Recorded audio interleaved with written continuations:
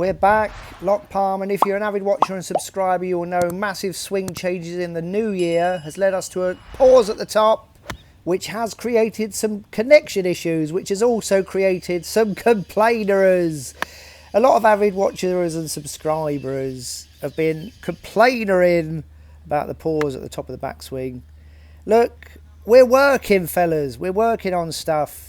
What it is stopping is my massive overswing, my massive across the line swing with cupped wrists, creating a massive out to in, steep, spazzy, slicey swing. I mean, there's an example. Like the swing, just connection issues is the only problem. That was a definite connection issue, stuck behind the tree. This here, though, look.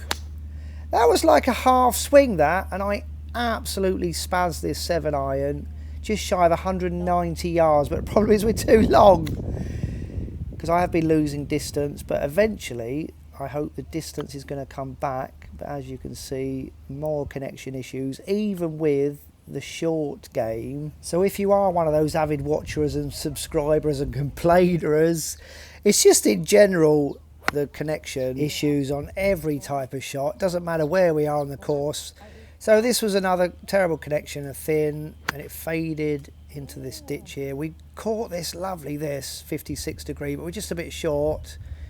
We need a nice chip on here. We need an up and down special. But this one we spaz a little bit too hard. A 6 to 8 footer to scramble for par. How's that looking? Oh, all right. So we're not doing great so far, but predominantly with the connection. Let's have a look at this one then.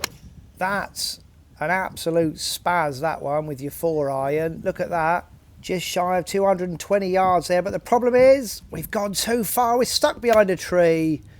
So we had to aim slightly right of the pin. We're dancing, but we've got a fairly long putt here. But this is a birdie opportunity. How's that looking? That's looking good. Oh, that should be a gimme, that one. Yeah, Natty gave us that one. It's a par. We're off to, what hole's this? I don't know, because we're playing the holes all over the place. Lock Palm was super busy on this day. Ooh. Get on the pin indeed. That's looking lovely, that. All right, just a bit long, but that leaves us about a 10-footer for birdie. Hey! Carter spaz? No Carter spaz? What? We're off to the 6th, which is the 9th hole, but playing as the 6th, because as I said, Lock Palm was very busy. Caught that a bit heavy, but we're down there, leaving us about a 7-iron out. A thin, but we're going to just creep off the back of the green here. We need a bump and run special, but this one is not special at all. It was a flubber, so that's leaving us a bit of a tricky one for par. How's that looking? Oh my goodness. It's a bit of a disappointing bogey, I'd say. Right, we're off to the 10th, which isn't the 10th. This is the 7th. So as I said, we're all over the place, going all over these different holes, but that's delightful. That we're only about 50 yards out and we slice under that massively. Yeah, sorry about the profanity. We did it again. So 50 yards out. Takes us 3 shots to get on. And this bump and run was a nice line, but again, we spazzed it too hard. So we're scrambling here for a bogey. Oh, it's a lip out from 50 yards out. Double bogey. That's absolutely ridiculous. We need to make up for it, but we don't. Another massive thin, but it does leave us a pretty good line. Not a lot of green to work with, but this is a nice little chip on. And for once, we're going to scramble. Take a par there, Carter. Come on, Carter. We're off to the 12th, which is playing as the 9th.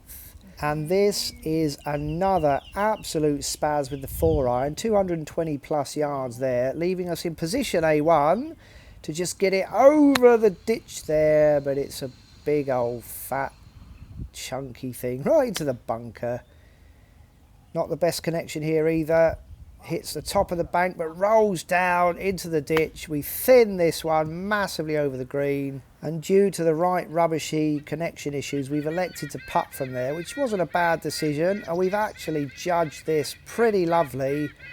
That's going to feed up all right there. So we got this. We're scrambling, but it's another bogey. The 10th par 4. This is going to be all right down there. We caught this a little bit fat again, but nicely on the fairway. Just a punching chip shot technique out again, which we thin massively over the green. And have a look at this. We flub this one, hit the ground massively before the ball. Look where it ended up. Massive putt here for par. But even though I still don't know what lagering it up there means, we've lagered that up there lovely. We scramble for a boat.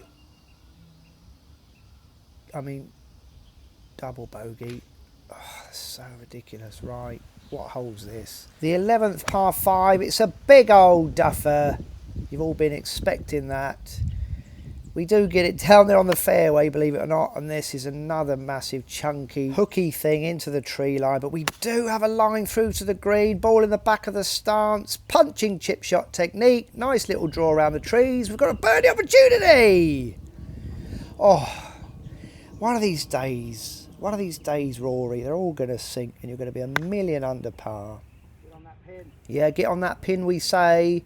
But it wasn't the best connection, a bit of a thin, so it didn't get airborne, a little bit short. We got this again for a birdie opportunity. All right, so that's lagered up there nicely. So we do have this for a par opportunity, which we sink balls deep into the hole. So we're off to the 13th par 4. This is another delightful tee shot, this time with your 6-iron. We've left in position A1 for a punching chip shot technique out. And this is looking lovely. Come on, Carter! Whenever I hit a good punching chip shot technique, Pete Duane is here. Get on that pin. Come on, Carter! Can you do a Carter Spaz? Come down me. Come down me. Woo! Okay. Subscribe now, mate. Subscribe now, mate. Subscribe. Yes. Liar. Go home. Okay, P. Duane, come. Okay. Come good, Mark. Come on. Sorry, come. It's always good to see P. Duane on course. I always hit a birdie when I see him. All right, I've only ever seen him once, and we hit a birdie. So we're 50% now every time we see P. Duane. We're off to my favourite hole in the whole wide world, the 14th today, not the 17th. It's chunky, it's fat, but the swing was all right. But it's leaving us a bump and run special on a very undulating green. There's no flat part of this green, but look at that. That's delightful, that. That should have gone in, that. But we've got this little tap in for a par. Arse. So gross, that. Very rarely par that hole. Great opportunity. This is the 18th that we're playing as the 15th. That is delightful. This fairway is only about 10 yards wide at this point. And that's a pretty delightful punching chip shot technique, but just a little bit too long. But again, even though it's quite far, this is, of course, a birdie opportunity, which we will always take, and that leaves us a delightful par opportunity. Come on, Rory. Supposedly, the best club in my bag is letting us down today. Fair few 3 to 5 footers we've missed. All right, the 16th par 4, which is actually the 3rd. But as I have been mentioning, we're all over the place on this day. That was delightful. Punching chip shot technique out. That's looking like that's going to get on the pin, that. And on the pin, indeed it is. That leaves us about an 8 to 10 footer for birdie. This green is tough. It's all downhill. It's a little tap. Didn't break as much as I thought it would, but that should be a gimme. Yep, Natty gives us that one. We'll take a par on that hole. The 17th, par 3.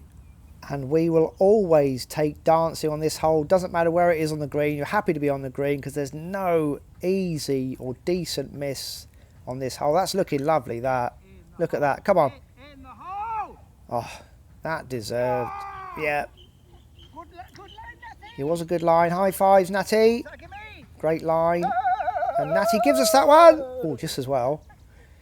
We're off to the 18th, and we're already 11 over par. It's a par 71, so we're on for shooting 82. So the challenge is to eventually break 80. I didn't feel like that was going to happen on this round because I'd need, what would I need here? An eagle here.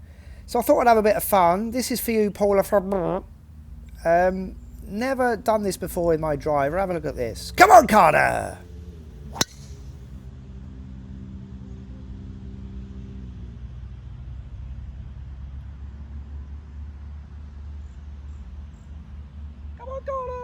That's the first time ever a legitimate power draw. We're going to take that one.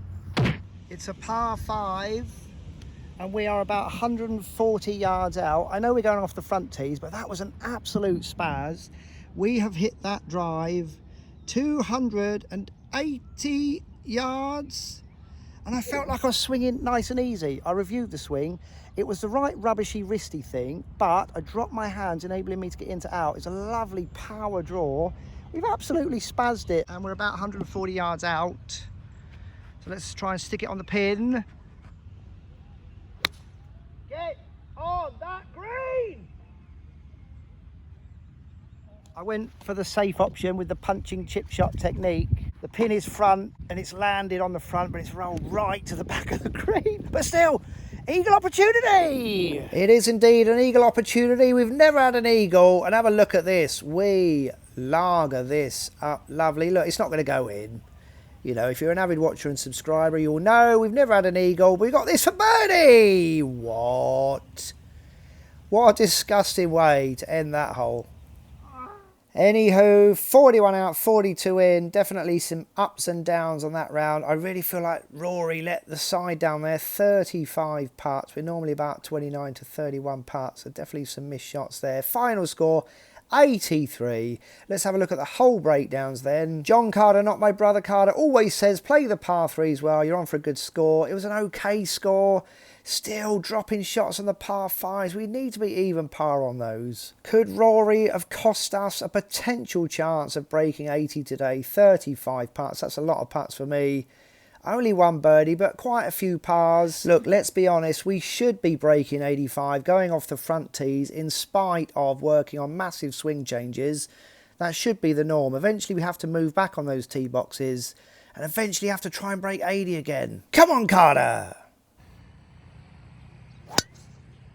Mayhem.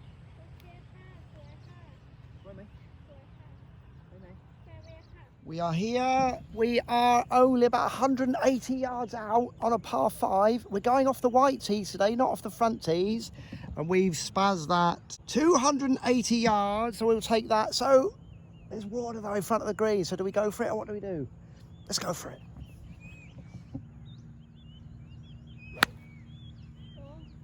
Get on that green! Come on, Carlo! It was a thin, but I think it's a good one. Non-cut cup, Tunde, mate. We're just short of pin high this morning, all cut.